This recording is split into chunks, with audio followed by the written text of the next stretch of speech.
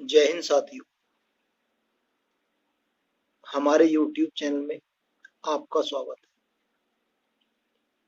आज की वीडियो में हम हिंदी के 40 बहुत ही महत्वपूर्ण प्रश्न इस वीडियो के माध्यम से देखेंगे, जो गत वर्षों में प्रतियोगी परीक्षाओं में पूछे गए हैं और आगे भी प्रतियोगी परीक्षाओं में पूछे जाने की प्रबल संभावना है।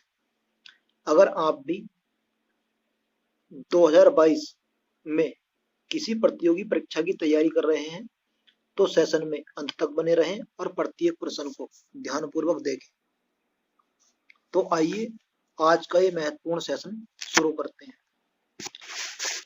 प्रश्न नंबर 1, असंगत बताइए। ऑप्शन दिए हैं: ए मारवाड़ी, इंदौर, बी मेवाती मेवात, सी जयपुरी अजमेर या डी मालवी रतलाम। यानी कि इनमें से ये बताना है असंगत जोड़ा कौन सा है। तो इस प्रश्न का जो सही जवाब रहेगा वो होगा आपका ऑप्शन नंबर 1, मारवाड़ी इंदौर। यह इनमें असंगत जोड़ा है। ये इसका सही जवाब होगा।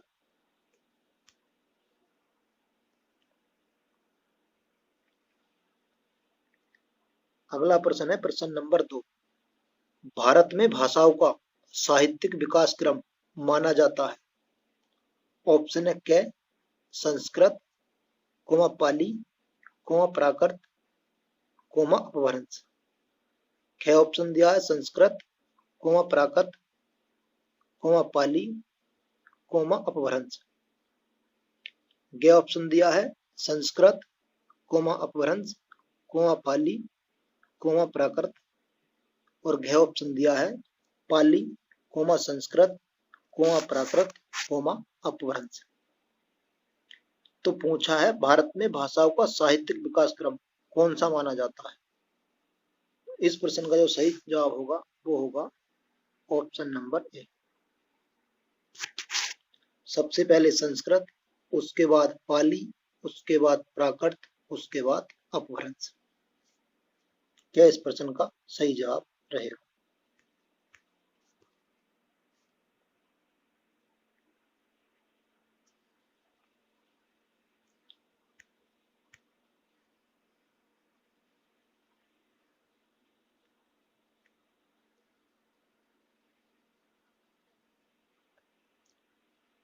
प्रश्न नंबर 3, अपभ्रंश का भाषा के रूप में सबसे पहला प्रयोग कहाँ मिलता है। ऑप्शन है ए अशोक के शिलालेखों में, बी कनिष्क के द्वारा प्रदत्त पांडुलिपियों में, सी यशोवर्मन के साहित्य में, या डी बल्लभी के राजा धारसेन द्वितीय के शिलालेखों में। पूछा है अपभ्रंश भाषा का सबसे पहला प्रयोग कहाँ देखने को मिलता है। इस प्रश्न का सही जवाब हो जाएगा ऑप्शन नंबर डी, बल्लभी के राजा धारसेन द्वितीय के शिलालेखों में। डी इस प्रश्न का सही जवाब होगा।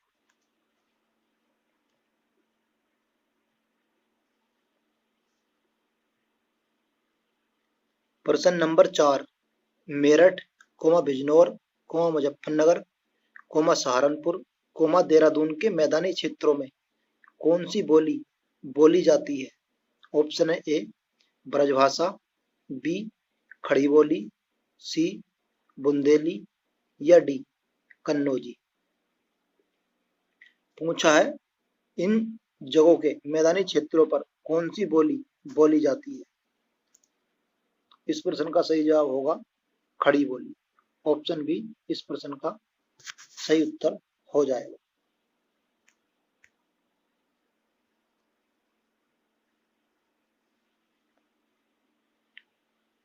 प्रश्न नंबर 5, भारतवर्ष में हिंदी को किस वर्ग में रखा गया है। ऑप्शन ए राजभाषा में, बी राष्ट्रभाषा में, सी विभाषा में, या डी तकनीकी भाषा में। साथियों, जो भी साथी चैनल पर पहली बार विजिट कर रहे हैं, ऐसी ही महत्वपूर्ण अपडेट के लिए हमारे YouTube चैनल को सब्सक्राइब करके घंटी का बटन दबाकर ऑल नोटिफिकेशन पर रखें, जिससे ऐसी ही महत्वपूर्ण अपडेट उन्हें सीधे प्राप्त हो सके। साथ ही जिस साथी ने अभी तक वीडियो को लाइक नहीं किया है, लाइक कर दें और अपने दोस्तों के साथ ज्यादा से ज्यादा शेयर करें। तो साथियों, इस प्रश्न का सही जवाब रहेगा ऑप्शन नंबर ए, राजभाषा में।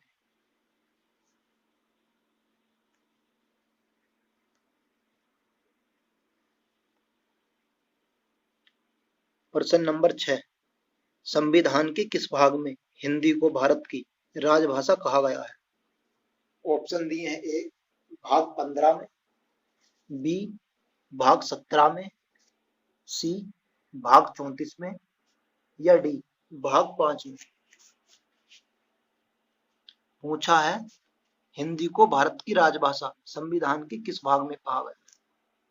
तो इस प्रश्न का सही जवाब रहेगा ऑप्शन नंबर बी, भाग 17 में।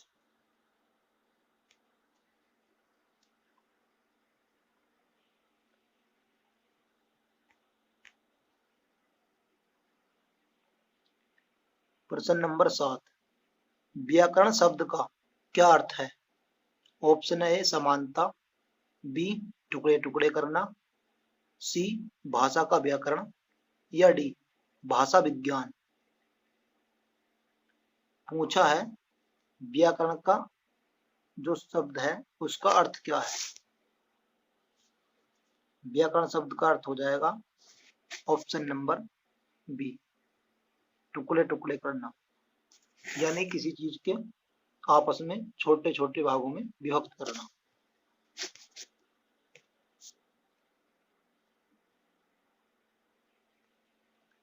प्रश्न नंबर 8, मेवाती हिंदी किस उपभाषा वर्ग से संबंधित है? ऑप्शन ए बिहारी से, बी पहाड़ी से, सी पश्चिमी हिंदी से, या डी राजस्थानी से। पूछा है मेवाती हिंदी किस उपभाषा वर्ग से संबंधित है? तो ये है राजस्थानी हिंदी से। डी इस प्रश्न का सही जवाब होगा।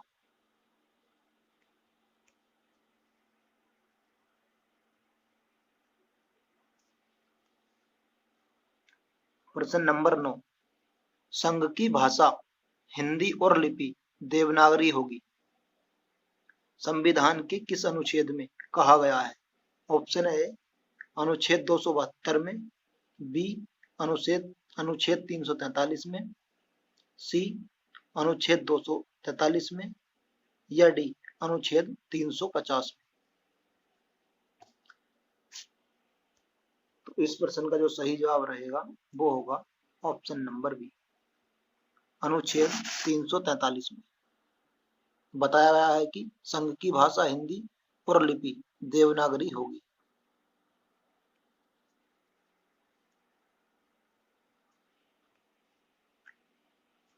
प्रश्न नंबर 10, अशोक के शिलालेख ब्राह्मी लिपि तथा किस भाषा में उत्कीर्ण है? ऑप्शन ए संस्कृत में, बी पाली में, सी प्राकृत में, या डी हिंदी में।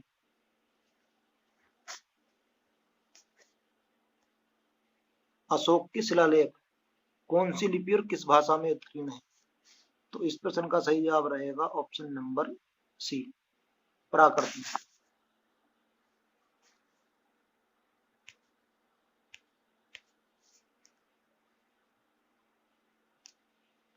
अगला प्रश्न है प्रश्न नंबर 11, कितने भारतीय राज्यों की राजभाषा हिंदी है? ऑप्शन ए 10 की, बी 8 की, सी 15 की, या डी 12 की। तो पूछा है कितने भारतीय राज्यों की राजभाषा हिंदी है? तो इस प्रश्न का सही जवाब रहेगा ऑप्शन नंबर सी, 15 राज्यों की।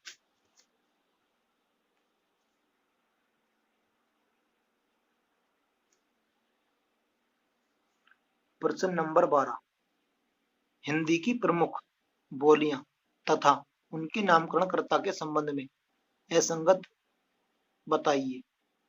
ऑप्शन ए कोरबी, राहुल सांकृत्यायन, बी ब्रजबुली ईश्वरचंद्र गुप्ता, सी राजस्थानी और Bihari George Grierson, D Bhojpuri Raymond, E Maithili वाकीदास। इस प्रश्न का जो सही जवाब होगा वो होगा ऑप्शन नंबर डी, भोजपुरी और रेमंड। यह असंगत कथन है, बाकी सब सही है।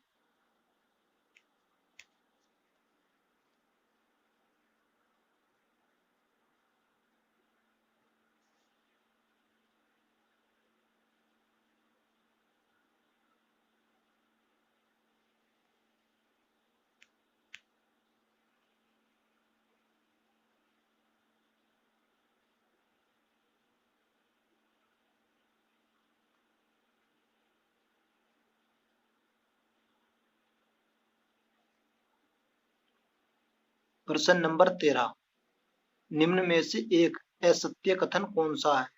ऑप्शन है ए खड़ी बोली आंदोलन में अयोध्या प्रसाद खत्री का अविस्मरणीय योगदान है, बी गिलक्रिस्ट ने हिंदुस्तानी भाषा के व्याकरण और कोश की रचना की है, सी राष्ट्रभाषा का प्रथम व्याकरण पुस्तक का प्रकाशन 1948 में हुआ, डी राजा लक्ष्मण सिंह का दृष्टिकोण राजा शिव प्रसाद के दृष्टिकोणों का ठीक विरोधी है, ये उर्दू को मुसलमानों की बोली मानते हैं।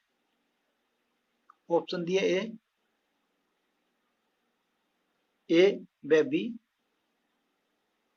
दिया है केवल सी दिया है केवल डी और डी दिया है कोई नहीं। तो इस प्रश्न का जो सही जवाब रहेगा वो होगा ऑप्शन नंबर डी, कोई नहीं।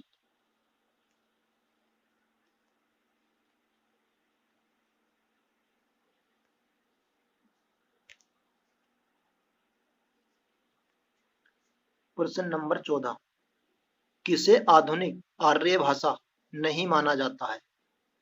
ऑप्शन है ए हिंदी को, बी गुजराती को, सी अपभ्रंश को या डी मराठी को।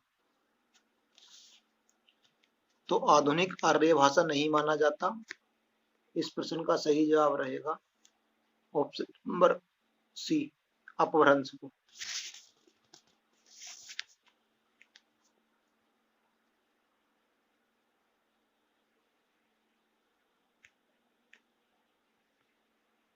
प्रश्न नंबर 15, स्वामी दयानंद सरस्वती ने किसकी रचना हिंदी भाषा में की? ऑप्शन है ए योग वशिष्ठ की, बी सुधासागर की, डी सत्यार्थ प्रकाश की या डी वेदांत धर्म की। पूछा है दयानंद सरस्वती ने किसकी रचना हिंदी भाषा में की, तो इस प्रश्न का सही जवाब होगा option number C Satyarth Prakash की।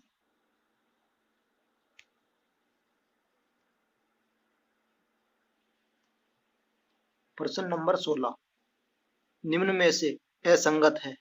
ऑप्शन है ए पूर्वी हिंदी बघेलिर, बी पश्चिमी हिंदी मारवाड़ी, सी बिहारी हिंदी मैथिली या डी राजस्थानी हिंदी जयपुरी। पूछा है इनमें असंगत जोड़ा कौन सा है, तो इस प्रश्न का सही जवाब रहेगा ऑप्शन नंबर बी पश्चिमी हिंदी मारवाड़ी।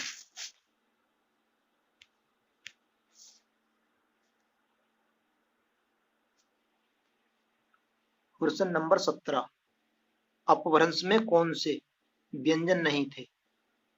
आपके ऑप्शन है ए ट व ठ, बी डे कोमा ढ, सी ज्ञानी कोमा त्रिशूल, डी रे कोमा से। तो अपभ्रंश में कौन से व्यंजन नहीं थे? इस प्रश्न का सही जवाब रहेगा ऑप्शन नंबर बी डे कोमा डे।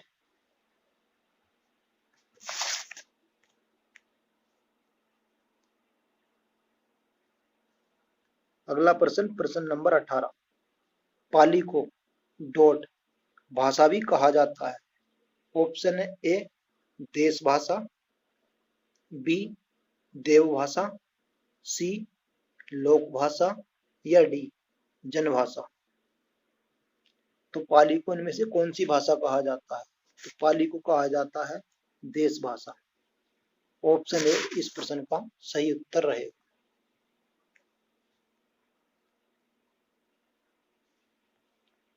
प्रश्न नंबर 19। किसकी मातृभाषा हिंदी नहीं थी? Option A Indira Gandhi, B Morarji Desai, C Atal Bihari Vajpayee या डी चौधरी चरण सिंह। पूछा है इनमें से किसकी मातृभाषा हिंदी नहीं थी? इस प्रश्न का सही जवाब रहेगा option number B Morarji Desai.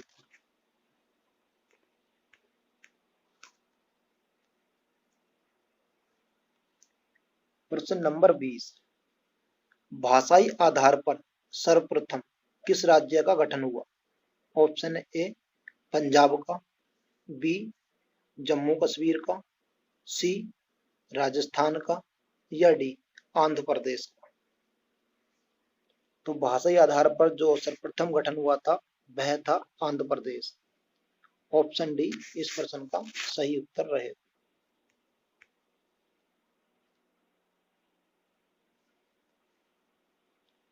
प्रश्न नंबर 21।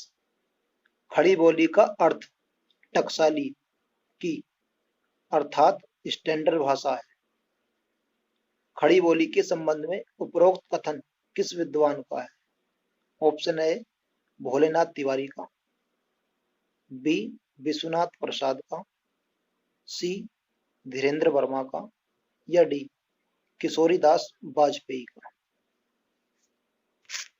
इस प्रश्न का सही जवाब रहेगा ऑप्शन नंबर बी विश्व प्रसाद का, विश्वनाथ प्रसाद।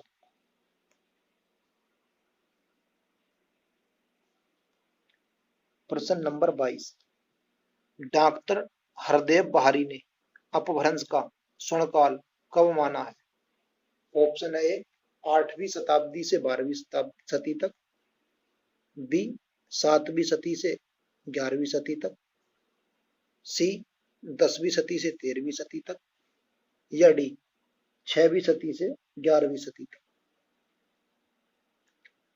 डॉक्टर हरदेव बहारी ने अपभ्रंश का स्वर्णकाल माना है तो वह माना है 7वीं सदी से 11वीं सदी तक। ऑप्शन बी इस प्रश्न का सही जवाब होगा।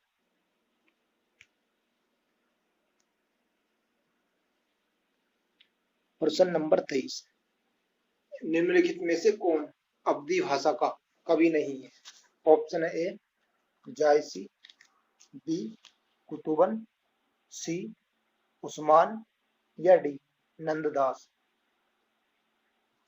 तो अवधी भाषा का कवि नहीं है, वो नहीं है नंददास। ऑप्शन नंबर डी इस प्रश्न का सही जवाब होगा।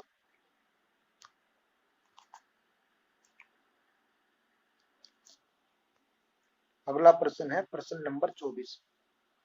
दक्षिणी राजस्थान की प्रतिनिधि बोली है। Option A Marwari, B Mewati, C Malvi या डी हांडोती। तो दक्षिणी राजस्थानी की प्रतिनिधि बोली हो जाएगी मालवी। ऑप्शन नंबर सी इस प्रश्न का सही जवाब रहेगा।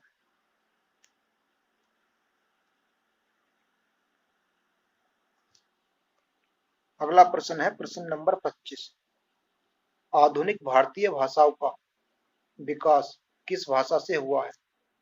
ऑप्शन ए शौरसेनी से, बी मगधी से, सी प्राकृत से या डी अपभ्रंश से।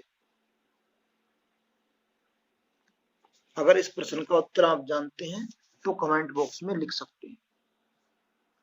इस प्रश्न का जो सही जवाब रहेगा वो होगा ऑप्शन नंबर डी अपभ्रंश से आधुनिक भारतीय भाषाओं का विकास हुआ है।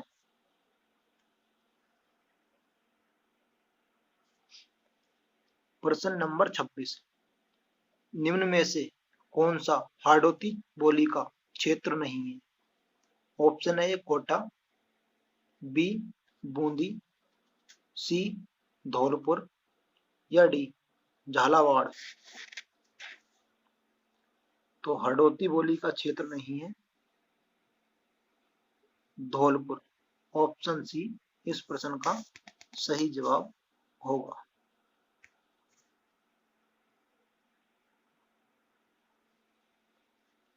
प्रश्न नंबर 27, भाषा अभिलक्षणों में कौन सा सही नहीं है? ऑप्शन ए यादृच्छिकता, बी सृजनात्मकता, सी अपरिवर्तनशीलता या डी विविधता। तो भाषा अभिलक्षणों में से कौन सा सही नहीं है? इस प्रश्न का सही जवाब रहेगा ऑप्शन नंबर सी अपरिवर्तनशीलता।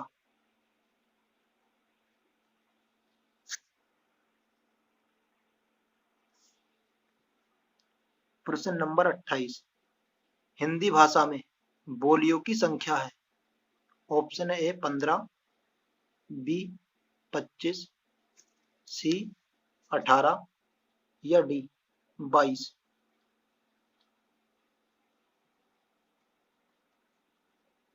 हिंदी भाषा में बोलियों की संख्या जो है वो है 18।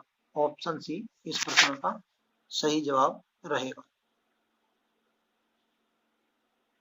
कहीं कहीं 17 भी आता है, तो अगर आप ऑप्शन में 17 हो तो 17 को भी टिक कर सकते हैं। अगर 17 18 दोनों हो तब आपको 18 को ही ज्यादा महत्व देना होगा।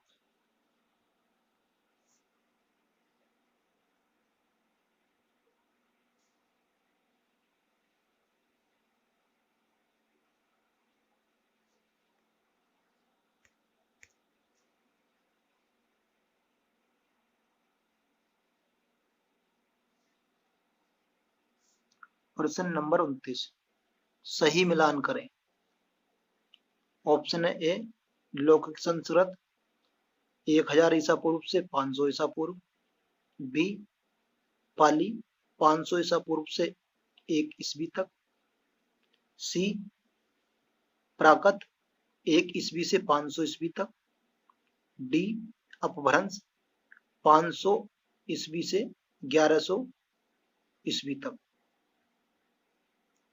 ऑप्शन दिए हैं ए पहला दूसरा तीसरा चौथा, बी दूसरा तीसरा पहला चौथा, सी चौथा तीसरा पहला दूसरा या डी पहला दूसरा चौथा तीसरा। तो इस प्रश्न का जो सही जवाब रहेगा वो होगा ऑप्शन नंबर ए, पहले का पहला दूसरे का दूसरा तीसरे का तीसरा चौथे का चौथा। इस प्रकार से यह सही मिलान होगा।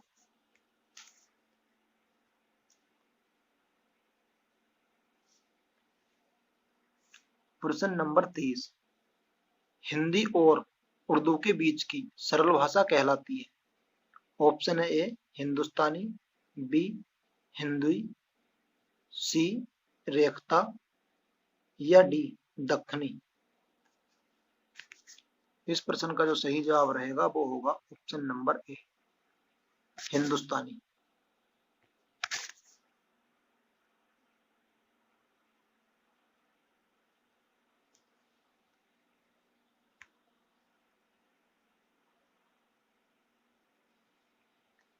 प्रश्न नंबर 31, असंगत का चयन कीजिए। ऑप्शन ए अपभ्रंश मध्यकालीन भारतीय आर्य भाषा और आधुनिक भारतीय आर्य भाषाओं के बीच की कड़ी है, बी अपभ्रंश शब्द का प्रयोग सर्वप्रथम पतंजलि के महाभाष्य में मिलता है, सी अपभ्रंश के सबसे प्राचीन उदाहरण हेमचंद के शब्द अनुशासन में मिलते हैं, या डी आचार्य किशोरी दास वाजपेयी ने अपभ्रंश को ऋण भाषा कहा है। इस प्रश्न का जो सही जवाब होगा वो होगा ऑप्शन नंबर सी। अपभ्रंश के सबसे प्राचीन उदाहरण हेमचंद के शब्द अनुशासन में मिलते हैं। सी इस प्रश्न का सही उत्तर रहेगा।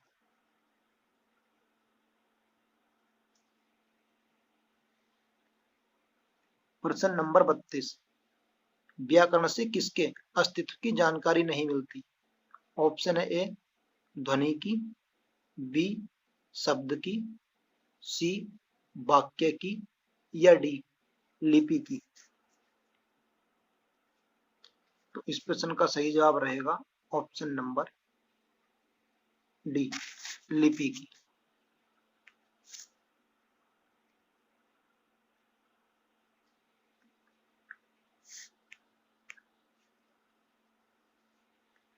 प्रश्न नंबर 33, किस भाषा को प्रथम प्राकृत, अभिलेखीय प्राकृत तथा मध्यकालीन आर्य भाषा कहा गया है? ऑप्शन ए प्राकृतिक, बी पाली, सी अपभ्रंश, या डी लौकिक संस्कृत। इस प्रश्न का जो सही जवाब होगा वो होगा option number B Pali.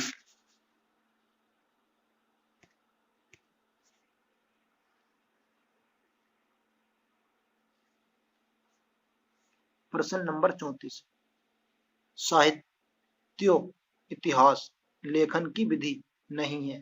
Option A आकारादिक्रम, B लेखकों का कालक्रम, सी रचनाओं का कालक्रम, या डी परिस्थिति प्रवृत्ति मूलक क्रम। तो साहित्य इतिहास की लेखन विधि इनमें से नहीं है, वह नहीं है option number A आकारादिक्रम।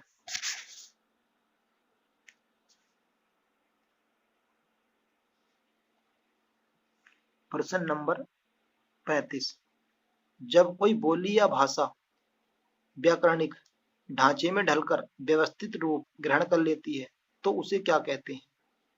Option A क्षेत्रीय भाषा, बी परिनिष्ठित भाषा, सी राजभाषा, या डी राष्ट्रभाषा।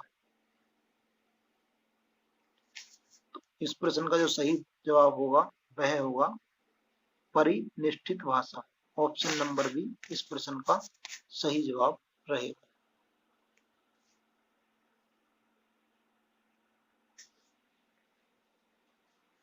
प्रश्न नंबर 36, हिंदी भाषा के विकास का सही अनुक्रम कौन सा है? ऑप्शन ए पाली, प्राकृत, अपभ्रंश, हिंदी। ऑप्शन ए बी प्राकृत, अपभ्रंश, हिंदी, पाली। ऑप्शन सी अपभ्रंश, पाली, प्राकृत, हिंदी, या ऑप्शन डी हिंदी, पाली, अपभ्रंश, प्राकृत। इस प्रश्न का जो सही जवाब रहेगा वो होगा ऑप्शन नंबर ए पाली, प्राकृत, अपभ्रंश और हिंदी। यह इस प्रश्न का सही उत्तर रहेगा।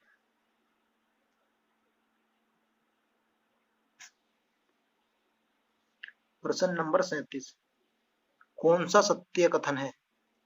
ऑप्शन ए हिंदी भारत की राजभाषा है, बी तमिलनाडु की राजकीय भाषा हिंदी है, सी इंडोनेशिया की आधी आबादी हिंदी बोलती है, या डी अवधी बिहार के दक्षिणी जिलों में बोली जाती है।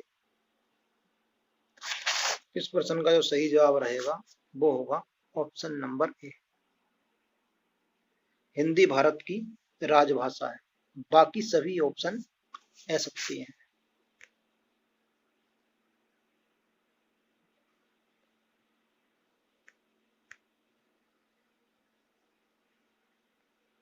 प्रश्न नंबर 38, किस देश में हिंदी भाषा का प्रयोग लिखने व बोलने में किया जाता है?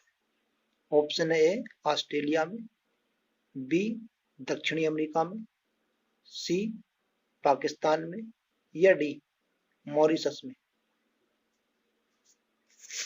तो इसका जो प्रयोग लिखने बोलने में किया जाता है वह किया जाता है मॉरिशस में। ऑप्शन नंबर डी इस प्रश्न का सही जवाब रहेगा।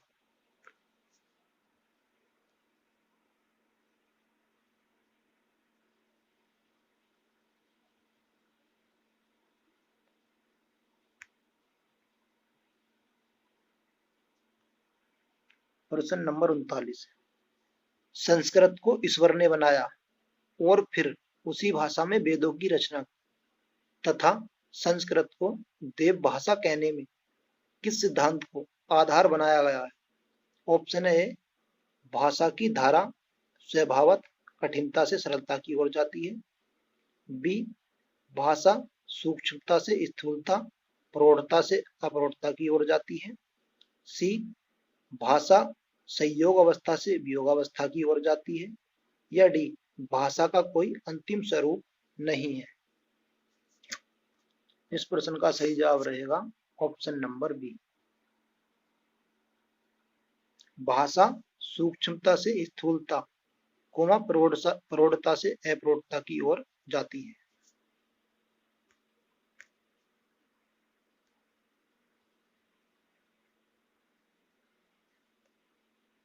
आज के महत्वपूर्ण सेशन का अंतिम और 40वां प्रश्न, अपभ्रंश एवं ब्रजभाषा के योग से कौन सी भाषा बनती है?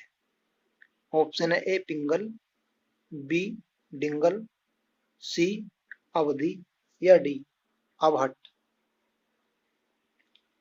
तो इस प्रश्न का जो सही उत्तर होगा वो होगा ऑप्शन नंबर ए, पिंगल। अपभ्रंश व ब्रजभाषा के योग से जो भाषा बनती है उसे पिंगल कहा जाता है।